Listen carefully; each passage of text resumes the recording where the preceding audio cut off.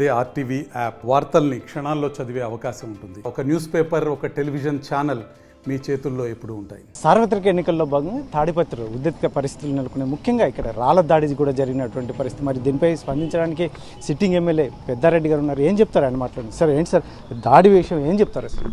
Morning నుండి ఆయన queue చూసి ఓటర్ల సంఖ్య కానీ ఇక్కడ పోలింగ్ శాతం చూసి ఒక భయం పెట్టుకుంది. అంటే ఓడిపోతాండా నేను, ఏదో ఒకటి ఇష్యూ చేసి ప్రజలను భయపెట్టాలనే ఒక ఆలోచనతోనే ఈ దాడి జరగడం జరిగింది.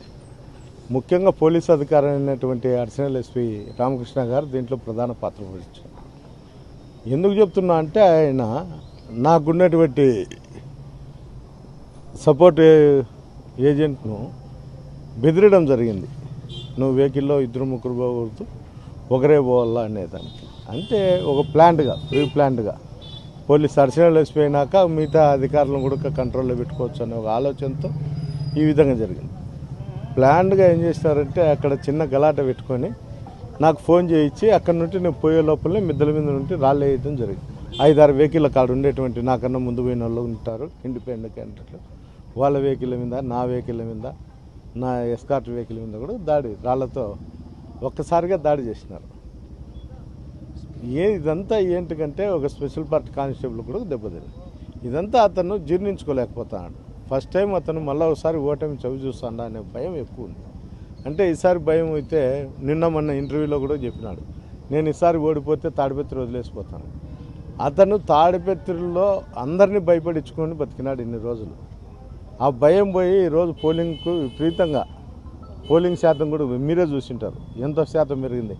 దాదాపు 50%, 60% పోలింగ్ అవుతుంది ఒక దాంట్లో.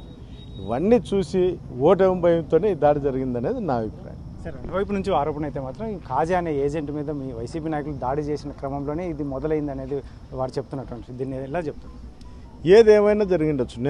నాకైతే తెలియదు. నేను పోయాలకే దాడి జరిగింది. అయిపోయిన తర్వాతనే నేను మళ్ళీ వచ్చి బూతులన్నీ తిరుగుతూ వస్తాను, అంతే తప్ప ఏదైనా అంటే లోపలక్క ఒక ఏజెంట్ను కొట్టినప్పుడు అక్కడ ఆఫీసర్లు ఉంటారు. ఇప్పుడు నేను కూడా లోపలికి పోయొచ్చాను, ఏం చెప్పింటావు తెలుగుదేశం వాళ్ళు కూడా కడగండి, మరసంగా ఎలక్షన్ జరగండి, సాఫీగా జరుపుకోండి అని చెప్తుంటాము, అంతే తప్ప పోయి ఏజెంట్ని ఇగ్గి కొట్టే పరిస్థితి ఏం లేదు. అదే బ్యాలెట్ పేపర్లో ఇగ్గి కొట్టితే గుద్దుకోవచ్చులే 4 అనేది. సాయంత్రం వరకు దొంగ ఓట్లు వేసుకుని 500 వేయలేరు. అలాంటి పరిస్థితులు ఎవరు ఆ పరిస్థితి ఏం చేసిండారు. కానీ ఇతను ఒక చిత్రీకరించుతుంటాడు. అంటే ప్రభాకర్ రెడ్డి అనే వ్యక్తి ఎట్లా అంటాడో అందరికి కూడా తెలుసు. ఆయన మ్యాన్ఫ్లై అవసరం కొద్దీ అవసరమైన మాటలు మాట్లాడి ఆ రోజుకు ఆ పూట జరగాలనే వ్యక్తి ఆయన ఏం మాట్లాడినా జరుపుతాడు. దేవుడు అనేవాడు పైన ఉన్నాడు, చూస్తాడు. రేపు నెల 5వ తేదీ ఆ ఫలితాలు కూడా చూసిన తర్వాత నేను మళ్ళీ మాట్లాడుతా, ఏం మాట్లాడాలా ఏం చేయాలనేది తర్వాత నేను మాట్లాడతాను. దాడిలో మీ వెహికల్ మొత్తం అద్దాలు ధ్వంసమైనాయని, అందులో పోలీసులు కూడా గాయాలైన. నా అద్దాలు, నా ఎస్కార్ట్ వెహికల్కు, నా వెహికల్కు, ఇంకో ఎవరో ఇండిపెండెంట్ క్యాండిడేట్ కూడా ఉన్నాడు కావాలాడ. దాదాపు 5-6 వెహికల్ ఆడ పార్కింగ్ చేసినవి అన్నీ కూడా పగలగొట్టడం జరిగింది. మిద్దల మీద ఉంటే రాళ్ళు వేసి అట్లా. ఇది 5-6 మందికి దెబ్బలు కూడా తగిలినాయి. దాంట్లోనే భాగమే అతను మళ్ళీ చిత్రీకరించుతాడు, తిరిగి మేము వేసినామని. మేము వేసే పరిస్థితి కూడా అక్కడ లేదు. మాకు ఎక్కడి నుండి రాళ్ళు వస్తాయి. వాళ్ళు మిద్దల మీద నుండి ప్లాంట్గా చేసినారు తప్ప వేరే విధంగా ఏం లేదు.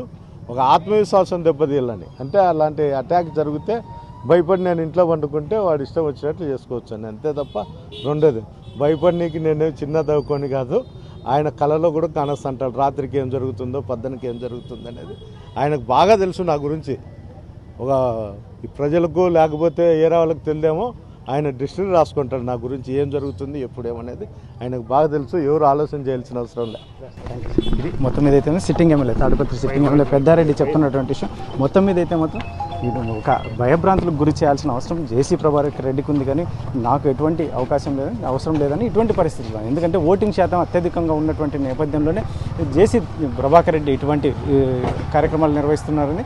కాకపోతే వచ్చే నెల 5వ తేదీన ఖచ్చితంగా రిజల్ట్ అనేది ఖచ్చితంగా నాకు విజయం వరించబోతోందని ధీమా వ్యక్తం చేస్తున్నారు.